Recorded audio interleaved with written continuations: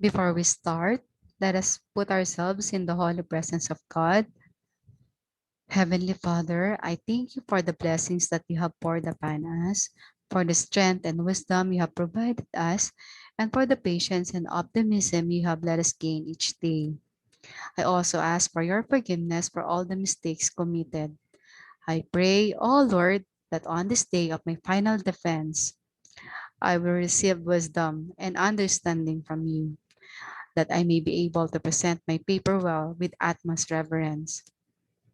May you also guide the panelists and the team in improving it, and that they may see its benefit in the academe. I offer all the success of this defense to you, O Lord. In Jesus' name, amen. Good day, everyone. So I'll be discussing to you my study entitled Development and Validation of Module and Edukasyon sa Pagpapakatao 8 for Distance Learning Modality. I am Corazon o Gaza, MAED EM students from Pampanga State Agricultural University. Just to give you a glimpse on my developed module, so here's my front cover, the cover page. But actually, in the real sense, it's not moving. Okay, it's just animated. Okay, to give you an introduction to my study, values education is known internationally by several names, including moral education, character education, and ethics education by Lovat 2009, as well as social emotional learning and positive psychology by Berkowitz 2011. In addition to that, values education is changed as the Edukasyon sa Pagpapakatao or ESP from NEMIO 2018 in the Philippines, and one of the subjects that is part of the new DepEd K-12 curriculum from the study of Miranda 2016 and from the K-12 Gabay Pang Curriculum Edukasyon sa Pagpapakatao Baitang 1 to 10.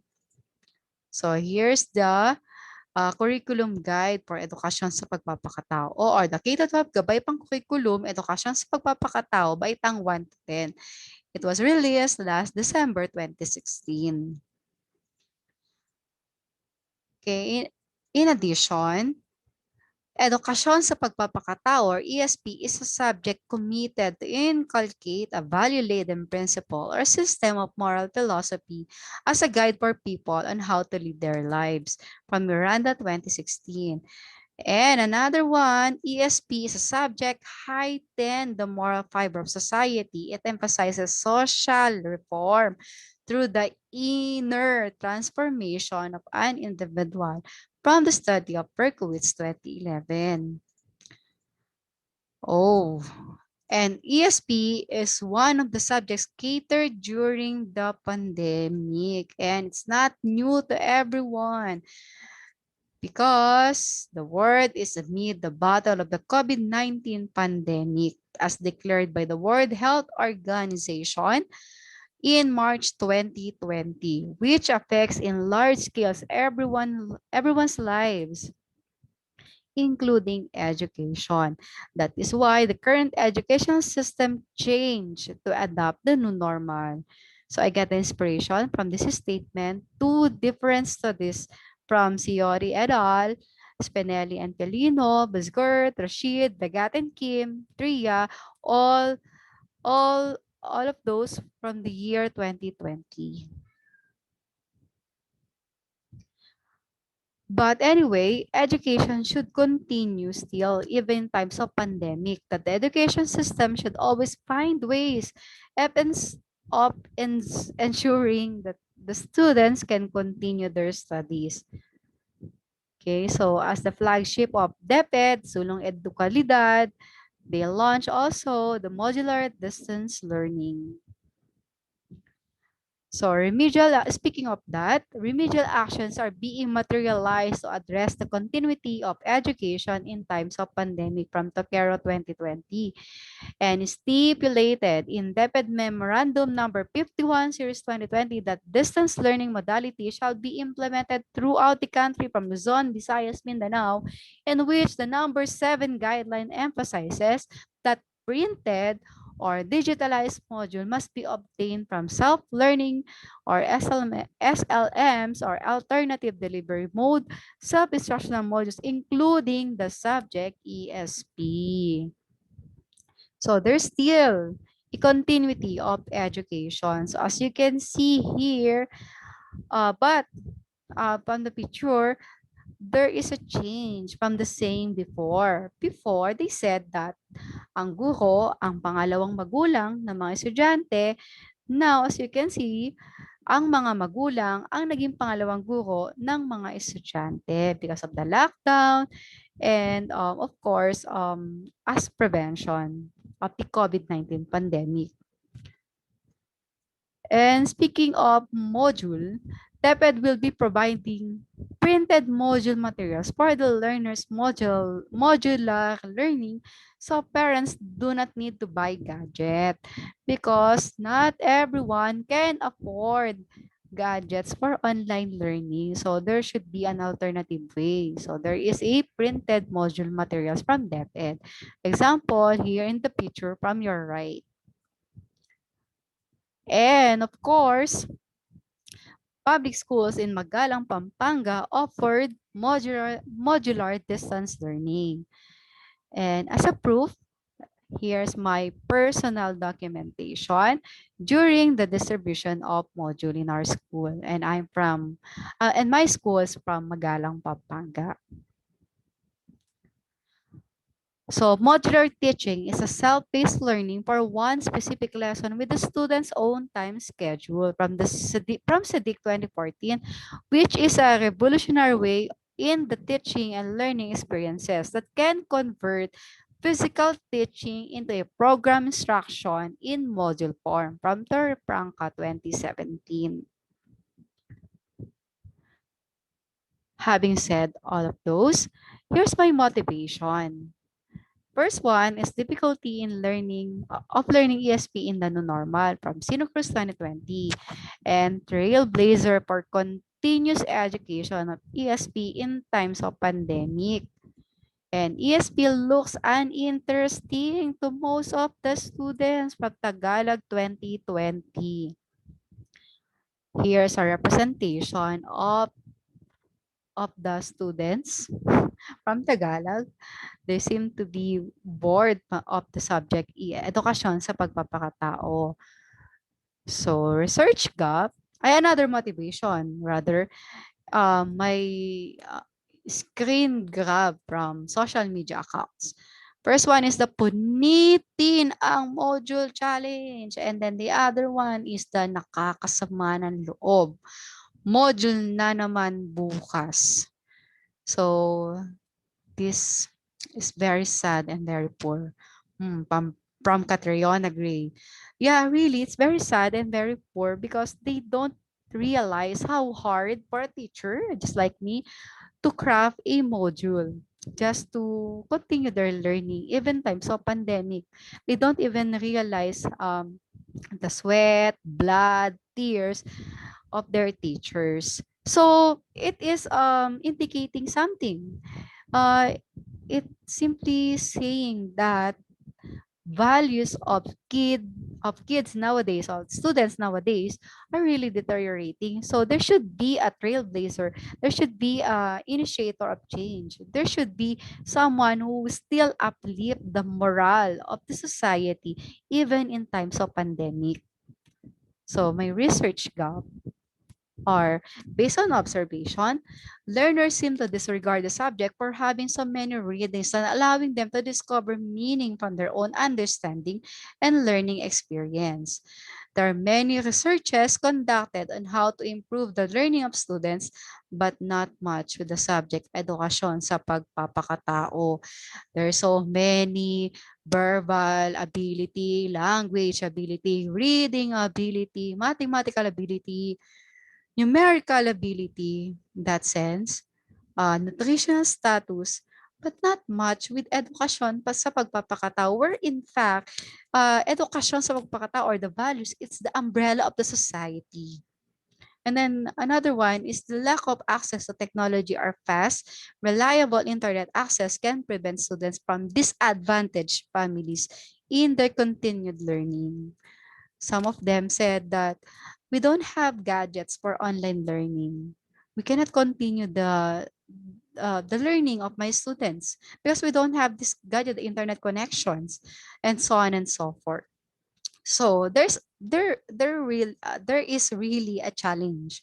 And my answer for these challenges or this challenge is challenge accepted.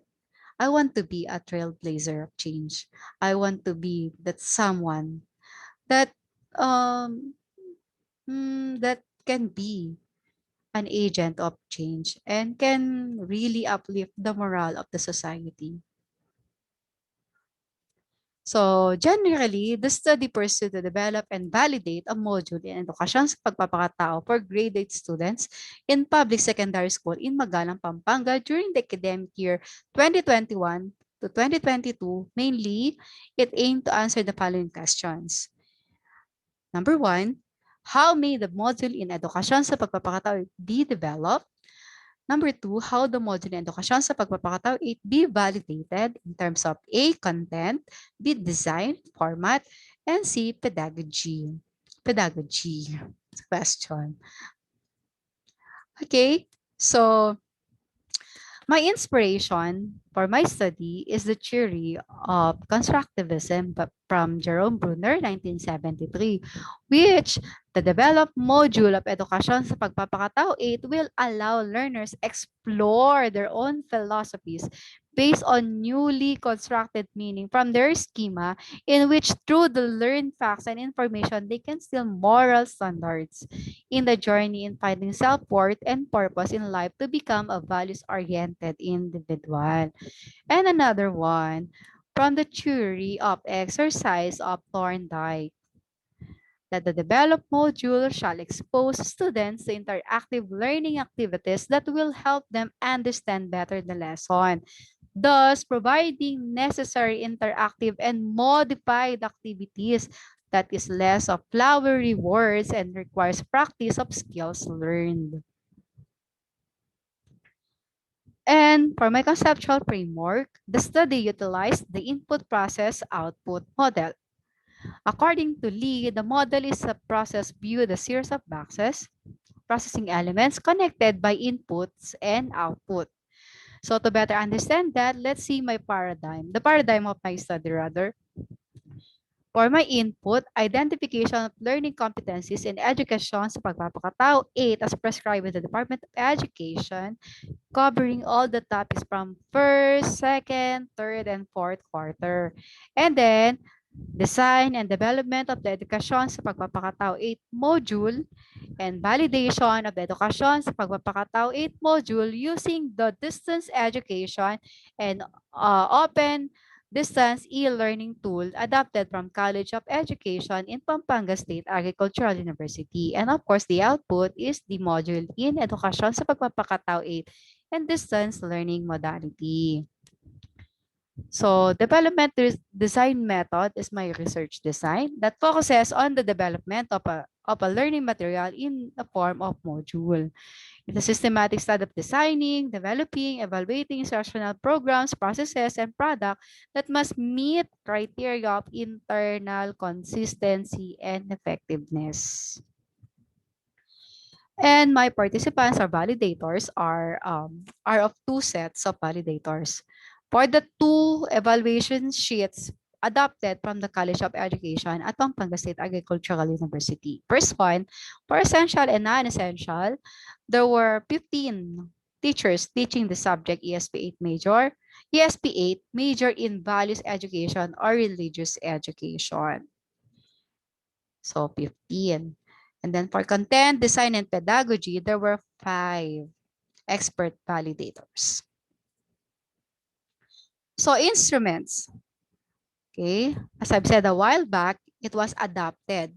The College of Education in Pampanga State Agricultural University. First one is the evaluation instrument for topics to be included in the distance education and open distance e-learning module. Evaluation rating sheet for the D and all the modules. And my statistical treatment that I've used is the content validity ratio and the frequency. To better understand this, okay, let's see this one.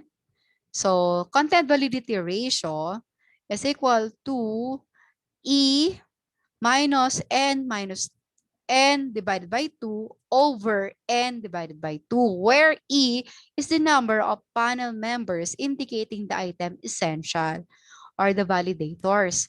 And n is the total number of panel members or validators. So uh, to get the content validity ratio, we will look at the Loshi table of minimum value. Okay, from Loshi 1975. So in my case, I have 15 validators. So my minimum value should be from 0.49. So if I get a score of 0.48, it's not essential anymore. Based from this table of Loshi of minimum value. Okay, so for my results and discussion, I'll be presenting to you my tables. Table number 1 is the phases of development of the module. Table 2.1 is the learning competencies in the first quarter. Table 2.2, learning competencies in the second quarter. Table 2.3, learning competencies in the third quarter. Table 2.4, learning competencies in the fourth quarter. Table 2.2.1 is the validation of the SLDM as to the content. And table 2.2.2 is validation of the SLDM as to design and format. And table 2.2.4 is validation of the SLDM as to pedagogical. So let's go first with the phases of development of the module. So here, preparation phase. So the researcher considered all necessary permission to take, assessed the current state of education system, enumerated all the learning competencies for Edukasyon sa Pagpapakatao 8, created Google Forms for the validation, selected validators to access topics to be included in the DE Audon module adopted from the College of Education. So here is my permit that I have crafted. So as we all know that permit is a formality. It's a formality of the study. It's just like a mutual understanding that you can proceed with your study without harming your institution. So here, I got the permit from my head teacher in Edukasyon sa Pagpapakatao and of course from my school head. And this is my example of the evaluation instrument for topics to be included in the DE Audon module. Okay, so adapted from the university. So I listed all the topics, and then they're just they they just have to put or check mark or to kind they just put check mark on the column corresponding to the evaluation. And this is my another tool is the Google Forms. So because of the pandemic, so we prevent the physical contact. So I created the Google Form so that I just send the link and then they just check the essential or not essential. And another one is the development phase. First one, collected and tabulated the validated learning competencies using the tool adopted. And the other one listed all the essential topics and then developed the module. Okay, so this is my develop module, the cover page. These are my content from the tabulated score for the essential and not essential. And other parts of my develop module. So as you can see here, I also put the answer key here and the references of my module. And these are the activities.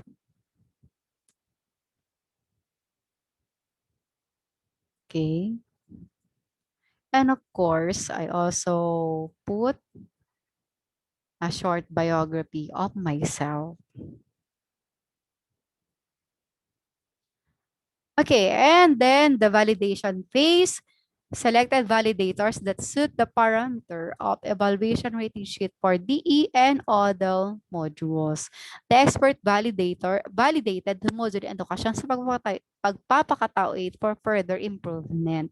And the module had its final validation when all the validators approved the format of the module. Okay, so this again, I created a Google Forms for this to avoid physical contact.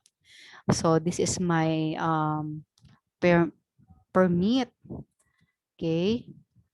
So example, position currently handling Master Teacher 1, highest education attainment, Doctor of Education. This is a screen grab from my Google Forms. So from my Google Forms, I got a 5 responses answered yes. So as you can see, the blue one, it is 100%.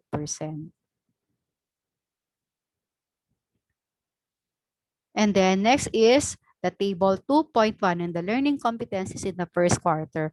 Please bear with me because it contains so many learning competencies. So each quarter it contains 16 learning competencies. So please bear with me. Okay, so first quarter, number one, essential. So the content validity ratio is above the minimum. So it's essential. Same with number two, number three, number four, number five,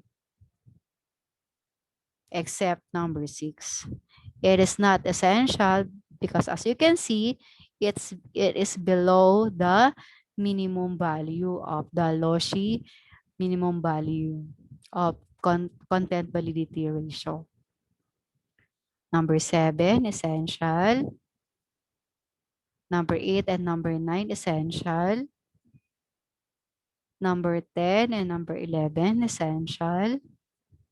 Number 12, essential. Number 13 and number 14, below minimum. So it's not essential. 15 and 16, it's not also essential. And then the table 2.1 reveals that 6 out of 16 competencies in the first quarter in the learning competencies of Edukasyon sa Pagpapakatao 8 prescribed by the Department of Education as per curriculum guide of PSP released last 2016 were not essential topics. Topics number 6, number 13, 14, 15, and 16 are not essential and were not included in the development of the module.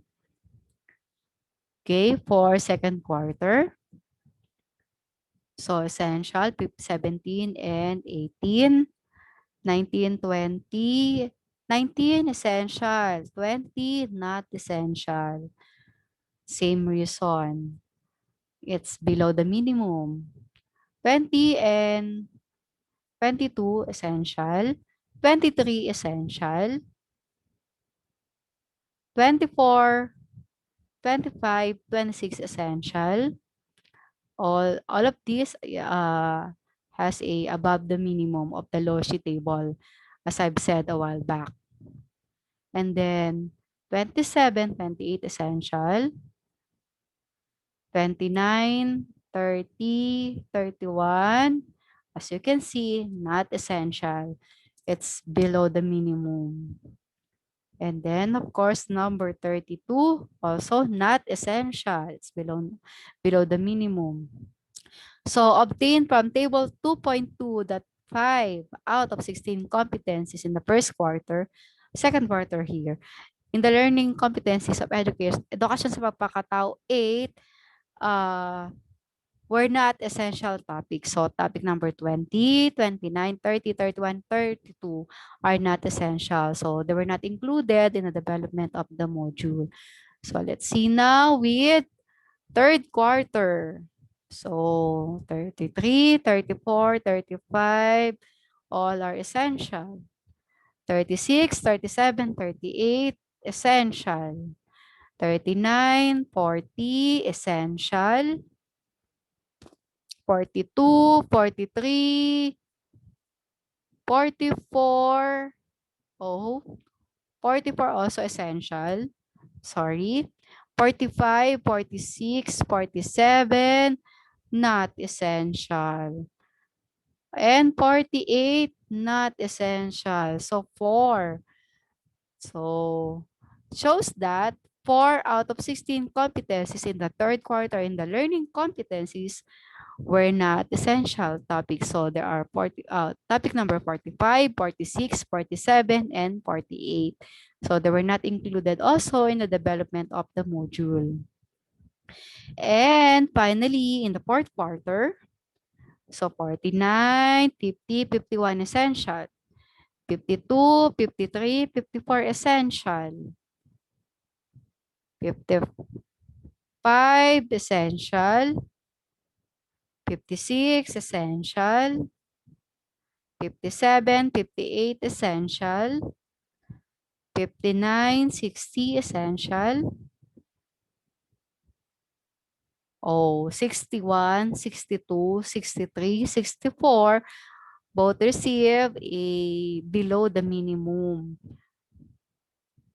So they're not essential. So it reveals that 6 out of 16 competencies in the fourth quarter. Sorry, it's typo. It's 4 only. 4, 4 out of 16. Sorry, my mistake. In the fourth quarter, in the learning competencies of edukasyon sa pagpapakatao were not essential topics.